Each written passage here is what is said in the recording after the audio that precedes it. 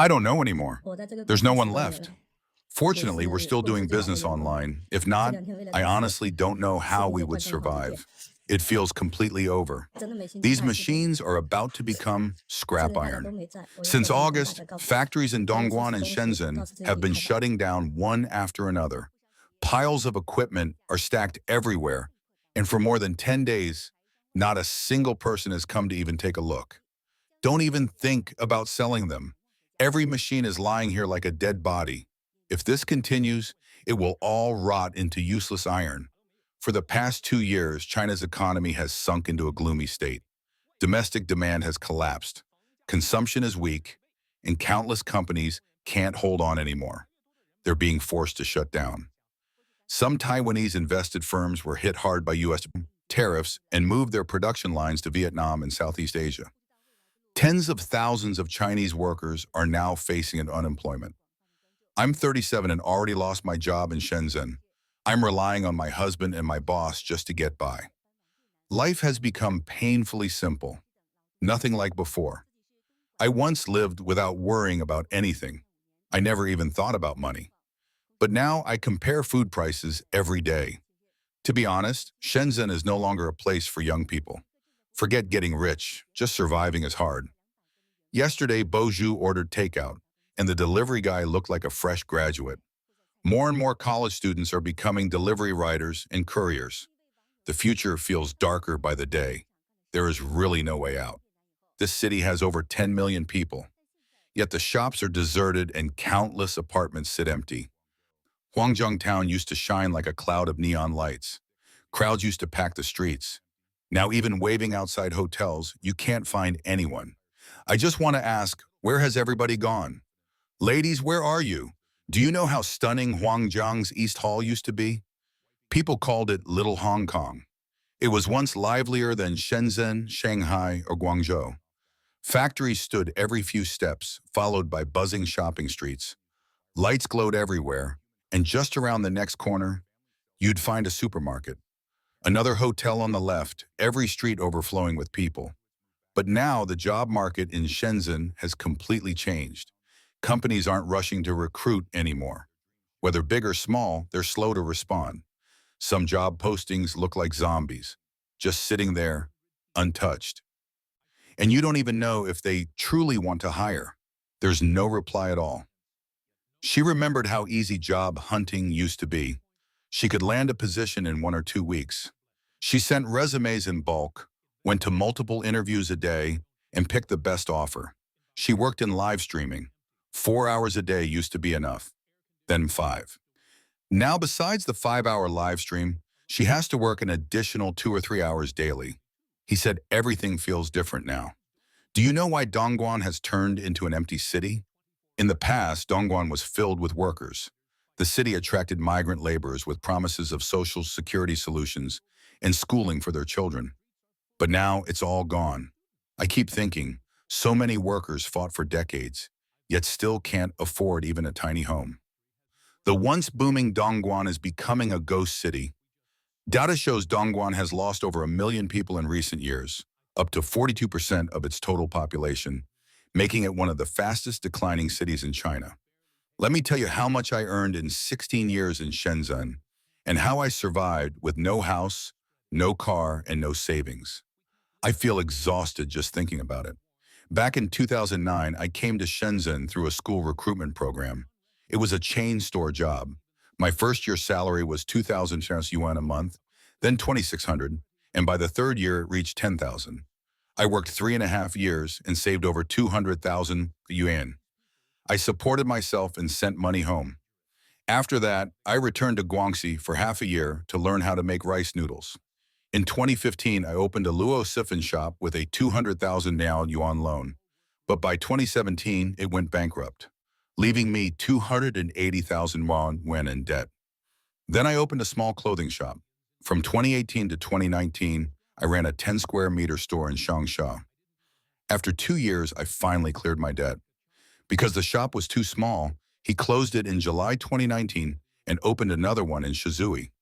But just 6 months later, the pandemic hit. For the next few years, business never recovered. There was no real profit.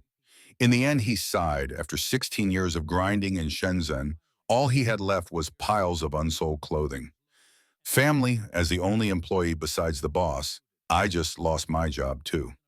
The layoff came without warning because my boss wanted to go to Shenzhen for a month-long training. She said she couldn't pay me this month and suggested I find another job. If I'm still available after her training, I can come back. I knew the company wasn't stable, but I didn't expect such chaos. Now I'm unemployed again. The owner said he spent the entire morning sending resumes, but HR never replied. He sighed, I barely see pregnant women on the street now. They used to be everywhere. Today, more and more women are delivering food instead. But he said he couldn't do it. He doesn't even know the roads. He doesn't know what to do about the future. Hello, everyone. After 14 long months of searching, I finally found a job. It was unbelievably hard. When I first started looking in June, I was still in short sleeves. Now I'm wearing a full suit. Yesterday, I went for an interview, but honestly, I had zero hope. The doctor said he was planning to ride his bike to check out a second-hand electric scooter, because if he couldn't find a job soon, he would start delivering food. But in the middle of the ride, suddenly the message came.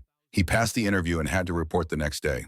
She laughed bitterly, saying that now that she has a job again, she's officially back to being a working animal. Another worker complained that wages in Dongguan are simply too low. Suzhou pays 20 or 30 yuan per hour, yet Dongguan is still stuck at 17 or 18. And in a few days, they'll start packing and moving again.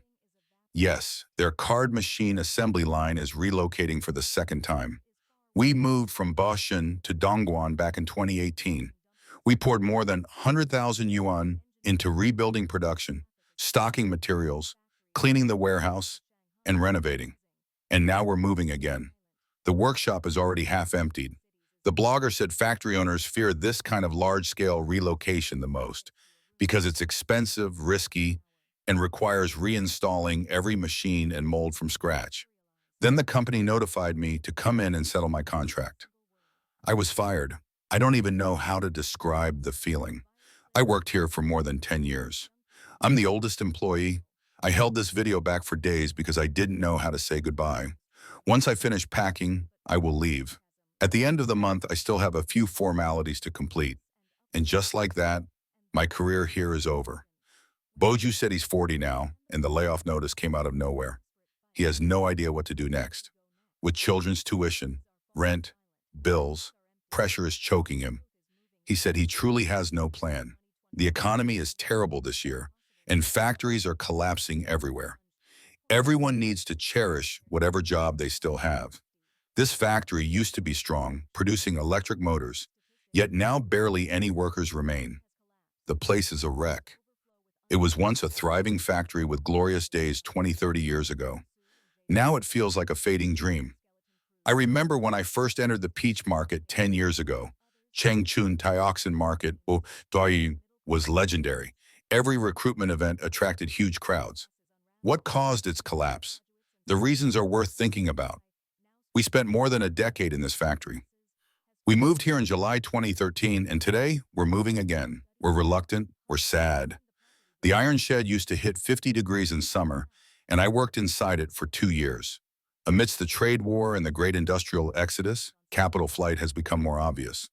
A list of East China Sea companies showed at least 12 firms, including electronics and textiles, moved to Vietnam or Thailand this year. On October 7th, a Weibo user posted a notice he saw while biking to work. It said that next month he would be unemployed.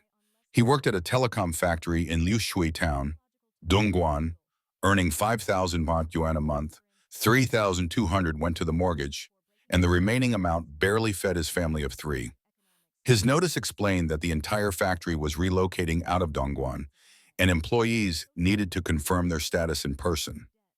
Another netizen shared that after a nearby clothing factory moved to Jiangpu, more than 200 workers lost their jobs, and half still haven't found work. Many now deliver food or run roadside stalls just to survive. Another netizen said his father worked in a Dongguan shoe factory for 10 years. After the factory moved to Vietnam, he received 50,000 yuan in compensation, but now waits by the road for odd jobs, earning less than 100 yuan a day. Another said her mother opened a breakfast shop after her factory moved to Myanmar, but daily revenue is now only a few dozen yuan. She used to worry about being overworked. Now she worries about having no customers at all. A 38-year-old unemployed worker sighed. He lived in a factory dormitory for 8 years. After being laid off, he kept scrolling through job apps until he couldn't anymore, still finding nothing suitable. Not because of the over 35 rule, but because salaries were too low to accept. He said, panicked, "I still have a mortgage. Am I supposed to feed my wife and child with air?" Another worker said he checked the old job market. Most factories now only hire people under 40.